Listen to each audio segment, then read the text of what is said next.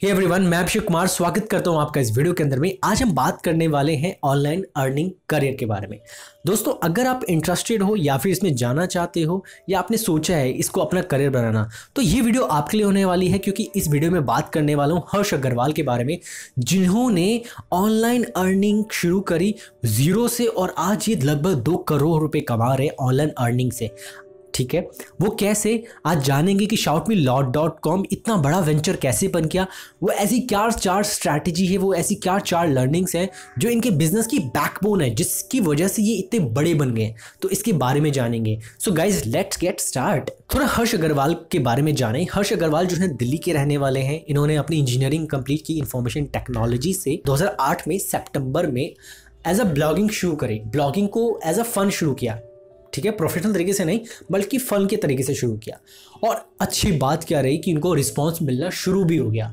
जब रिस्पांस मिलना शुरू हुआ तो ये पहले ब्लॉग स्पॉट प्लेटफॉर्म पे ब्लॉग्स लिखते थे। उसके बाद ये मूव ऑन हो गए वर्डप्रेस पे, क्योंकि वर्डप्रेस थोड़ा प्रोफेशनल है, उस पर ज़्यादा थीम्स मिल जाती हैं, उसमें ज़्यादा कस्टमाइजेशन है, तो ये वर्डप्रेस पे कन्वर्ट हो गया। इतने में ये जॉब भी कर रहे थे, तो इन्होंने 2009 में मार्च के अंदर में अपनी जॉब को क्विट किया और अपनी ब्लॉगिंग को प्रोफेशनली शुरू कर दिया। लेकिन कहते हैं ना, जब भी कुछ अच्छा काम करने जाए एक इंसान तो मुश्किलें तो आती हैं। अच्छा तो किसी के साथ नहीं होता, मुश्किलें तो आती हैं। तो इनके साथ ऐसी दुर्घटना हो गई कि 29 जून 2009 को ही इनके पाँव में फ्रैक्चर हो गया, एक्सीडेंट हो गया, जिससे फ्रैक्चर हो गया और डॉक्टर ने बोला कि आपको 5 से 7 महीने का बेड रेस्ट जरूरी है, मस्ट है। अब इनके सामने इतना बड़ा चैलेंज आ गया, इन्होंने सोच लेते थे कि यार प्रोफेशनली ब्लॉग्स लिखना है और अब ये चैलेंज। लेकिन दोस्तों, जो इंसान ठान लेता है ना करने की, वो कुछ भी, कैसी भी हालात क्यों ना हो जाए, वो उसमें करता है। क्योंकि है तो होता है ना, बुरी स्थितियों में एक इंसान या तो जुड़ जाता है या तो टूट जाता है, या तो बिखर जाता है या मजबूत हो जाता है। ये मजबूत हो गए। इन्होंने डेली के 14 to 16 आवर्स इन्वेस्ट करे ब्लॉग्स पे, अपनी लाइफ की पर्सनल एक्सपीरियंसेस को सीखा और उसको ब्लॉग्स पे डालना शुरू किया। 14 to 16 आवर्स, ये 5 to 6 मंथ लगे रहे और ब्लॉग्स लिखते रहे। और उसका सबसे बड़ा रिजल्ट इनको मिला, इनके पास इतना ऑडियंस का रिअटेंशन आने लग गया कि इन्होंने एक कमिटमेंट ले ली अपने आप से, खुद से कमिटमेंट ले ली कि यार ये जिस तरीके से ऑनलाइन अर्निंग को मैंने अपना करियर बनाया ना, ऐसे ही मैं लोगों को देना चाहता हूँ ये करियर। लोग भी अपनी 9 to 5 की जॉब से अगर परेशान है तो वो भी इसको अपना करियर बना सकते हैं। और इन्होंने क्या सोचा कि अब से मैं लोगों को इंस्पायर करूंगा, ऐसे ब्लॉग्स लिखूंगा कि लोग खुद से ऑनलाइन अर्निंग कर सकें। अगर आप shoutmeloud.com की वेबसाइट पे जाएंगे तो आपको 92% ऐसे टिप्स ट्रिक्स मिल जाएंगे ऑनलाइन अर्निंग से रिलेटेड, जिसको आप सीख करके अपने आप को भी ऑनलाइन अर्निंग में डाल सकते हो, ऑनलाइन अर्निंग को अपना करियर बना सकते हो।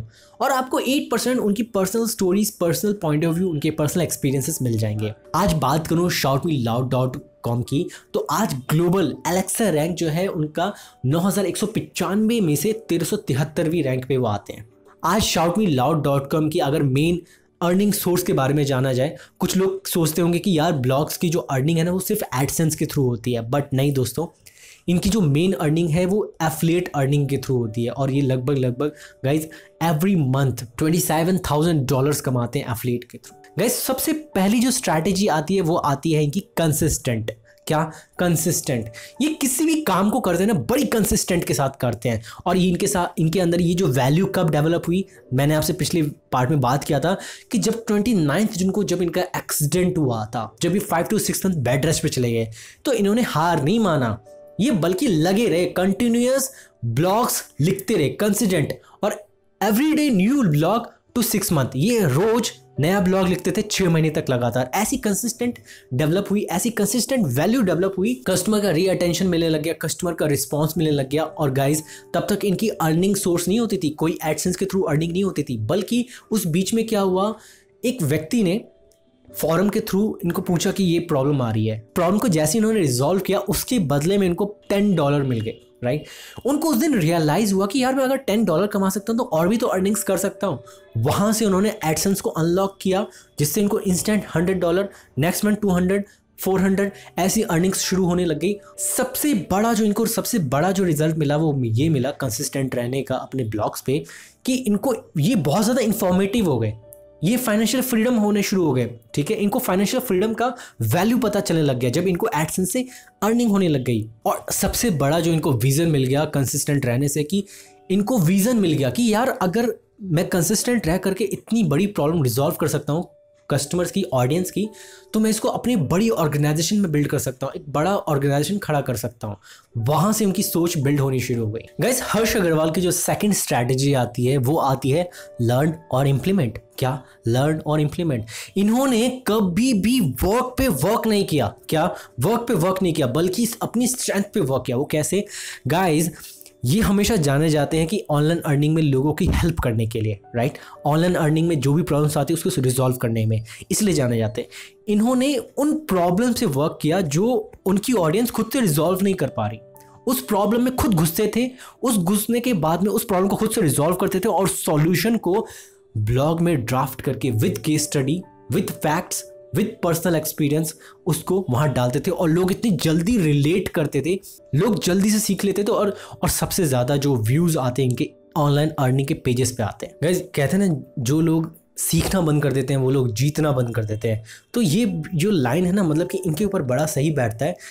ये क्या करते हैं कि हमेशा अपने आप को नई प्रॉब्लम्स में डालते हैं, उसका जो भी सॉल्यूशन होता है सॉल्यूशन को वो ड्राफ्ट करते हैं ब्लॉग्स में और उसको लोगों को देते हैं।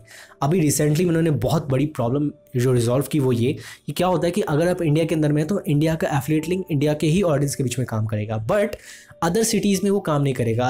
अदर सिटीज़ की अगर ऑडियंस आपके उसी पेज पे आए, इंडियन पेज पे, तो नहीं वर्क करता वो। तो उन्होंने उस प्रॉब्लम को रिजॉल्व करके दिया और उस पर मैंने देखा कि कहीं ज़्यादा ऑडियंस के कमेंट्स थे और बहुत ही पॉजिटिव फीडबैक्स थे लोगों के। तो अगर आपका भी ये प्रॉब्लम है तो आप जा करके ज़रूर देख सकते हैं। इन्होंने ना सिर्फ इंडिया की ऑडियंस से अर्निंग किया बल्कि अदर सिटीज़ की ऑडियंस से भी एफिलिएट मार्केटिंग के थ्रू अर्निंग किया है। वो कैसे, उसके लिए आप साइट पे विजिट जरूर करिएगा। गाइस, इनकी जो थर्ड स्ट्रैटेजी है हर्ष अग्रवाल की, अमेजिंग। वो क्या? Work for quality. क्या? Work for quality, work for passion, not for money. इन्होंने जो भी काम किया ना, अपने पैशन के लिए काम किया, क्वालिटी के लिए काम किया, ना कि मनी के लिए। उनके माइंड में ये आता ही नहीं कि चलता काम आता ही नहीं, चलता है निकालो, ऐसा नहीं। ये क्या करते हैं, ये अपने काम को इतना स्टैंडर्ड देते हैं ना, इतनी क्वालिटी मेंटेन करते हैं कि आप कह ही नहीं सकते कि ऐसा बना है कि जैसे चलता हो। नहीं, क्या होता है कि जब काफ़ी बिजनेसेस ग्रोथ पे चले जाते हैं तो उनके प्रोडक्ट में काफ़ी क्वालिटी डिक्रीज होने लगती है, बट यहाँ पे हर्ष अग्रवाल के साथ नहीं हुआ। ठीक है, हर्ष अग्रवाल ने कभी भी अपने काम के अंदर में चलता काम नहीं रखा कि नहीं चलता है, नहीं चलता नहीं है, एकदम बेस्ट स्टैंडर्ड चाहिए, बेस्ट क्वालिटी चाहिए, तभी जाएगा। और उसके लिए अगर आपको जानना हो ना तो आप इनके किसी भी ब्लॉग पे चले जाना, आपको फैक्ट्स मिल जाएंगे, केस स्टडीज मिल जाएगी। ठीक है, इनके पर्सनल आप जब ब्लॉग पढ़ोगे आपको ऐसा लगेगा कि कोई बड़ा भाई बोल रहा हो ये बात, मतलब कि एकदम कनेक्ट फील करोगे आप। उनकी जो कंटेंट की लैंग्वेज है वो फॉर्मल नहीं है, बहुत ही कनेक्ट करने वाली है, राइट, जिससे ऑडियंस जल्दी से कनेक्ट कर जाए और अंडरस्टैंड कर जाए। तो गाइज, इस तरीके की क्वालिटी को आज भी मेंटेन करना इनकी बिजनेस की बैकबोन है। और मैं जानता हूं जब ये अपने स्टैंडर्ड को मेंटेन करते थे तो इनके पेरेंट्स हमेशा प्रेशर देते कि देख बेटा, इतनी अच्छी अर्निंग अभी नहीं हो रही, तुम जॉब कर लो, जॉब करके तुम अच्छा कर सकते हो। लेकिन इनको विज़न बड़ा अच्छा क्लियर था कि यार देखो, जॉब करूँगा, जिस दिन जॉब पे जाऊँगा गड्ढा खोदूंगा, पानी लाऊंगा, ठीक है, लेकिन एक ही बार में ऐसा गड्ढा खोद दूं जिससे कि ना जिंदगी भर पानी आता रहे। मतलब इनको पैसिव इनकम, फाइनेंशियल फ्रीडम और रेकरिंग रेवेन्यू, इन तीन चीज़ों की इतनी अच्छी अंडरस्टैंडिंग थी कि इन तीन पे उन्होंने बहुत अच्छा काम किया। और आप जानते ही हैं कि आज लगभग 2 करोड़ का टर्नओवर होना बहुत ही बड़ी बात है ऑनलाइन अर्निंग के through. Guys, last strategy is think always big. ये हमेशा बड़ा सोचते थे। क्यों? क्योंकि इनको पैसिव इनकम और फाइनेंशियल फ्रीडम का ऐसा मेथड डेवलप करना था कि ये लोगों को, इंडियन लोगों को जो 9 से 5 की नौकरी से परेशान है, उनको ऑनलाइन अर्निंग करने का एक माध्यम देना चाहते थे। ये इनकी इतनी बड़ी सोच थी जिसके लिए ये लगातार लगे रहे और इन्होंने आज जानते हैं आप पैसिव इनकम और रेकरिंग रेवेन्यू का ऐसा मेथड डेवलप किया कि आज ही हर किसी को एफिलिएट अर्निंग के बारे में बताते हैं। पहले क्या था, भारत के अंदर में गूगल एडसेंस के थ्रू लोग ज़्यादा कमाते थे, बट एफिलिएट अर्निंग का ऐसा मेथड डेवलप किया कि आप रेकरिंग रेवेन्यू कर सकते हो, आप पैसिव इनकम कर सकते हो, आप हफ्ते भर के लिए छुट्टी पे भी चले जाओ ना तो भी आपके पीछे पैसा आ रहा है। जब तक आप दुकान पे हो, कस्टमर आपके सामने है तो आपको पैसा आएगा, बट जैसी दुकान बंद, कौन आपको याद करेगा। इन्होंने अपने बिजनेस में रेकरिंग रेवेन्यू डेवलप किया और लोगों को वो सिखाना शुरू किया। इतनी बड़ी सोच के साथ ये चले। आज ऑनलाइन अर्निंग के कई सारे सोर्सेज हैं, राइट, जैसे कि आजकल लोग जो होते हैं ऐप रेफरल के थ्रू भी बहुत ज़्यादा पैसा कमाते हैं, ऐप रेफरल। बट एक बात सोचने वाली की है, ये है कि हर्ष अग्रवाल ने ऐप रेफरल को क्यों नहीं प्रायोरिटी दिया, ऐप रेफरल के बारे में क्यों नहीं बताते? क्योंकि ऐप रेफरल जो है इंस्टेंट कैश कमाना बताता है, ठीक है। जैसे ही वो ऐप फेमस हो गई वो फिर कैश देना बंद कर देगी। इन्होंने बिलीवेबल साइट्स को ही बारे में ज़्यादा से ज़्यादा बताया। क्या होता है कि ऐप रेफरल एक इंस्टेंट कैश अर्निंग का सोर्स है। अगर आप इंस्टेंट कैश अर्निंग के हैबिचुअल हो गए तो आप लाइफ में ज़्यादा पैसा नहीं कमा सकते हो, ठीक है। इन्होंने क्या हुआ, इन्होंने पैसिव इनकम को समझा अच्छे तरीके से और उसको प्रायोरिटी दी। इंस्टेंट कैश के अगर समझा जाए कौन कौन से सोर्सेज हैं, तो आज देखिए कंटेंट राइटिंग है, फिलिंग सर्वे है, डाटा एंट्री है, या फ्रीलांसिंग है, या ऐप रेफरल इनकम है, या मनी बैक ऑन पेमेंट और ट्रांसफ़र, जो हम मनी पे करते हैं तो उसमें हमें कैशबैक मिलता है ना। तो कुछ लोग इस सब चीज़ों को प्रोफेशनल बना लेते हैं और उससे होता क्या है, जब तक आप वो काम करेंगे तब तक आपको पैसा आएगा। मतलब कंटेंट राइट करेंगे, सर्वे फिल करेंगे, या डाटा एंट्री करेंगे, या फ्रीलांसिंग करेंगे, जब जब आप करेंगे तो आपको $5, $2, $3 मिलेगा, राइट। बट इन्होंने पैसिव इनकम पे फोकस किया। इन्होंने लोगों को ब्लॉग लिखने के हैबिचुअल बनाया, राइट।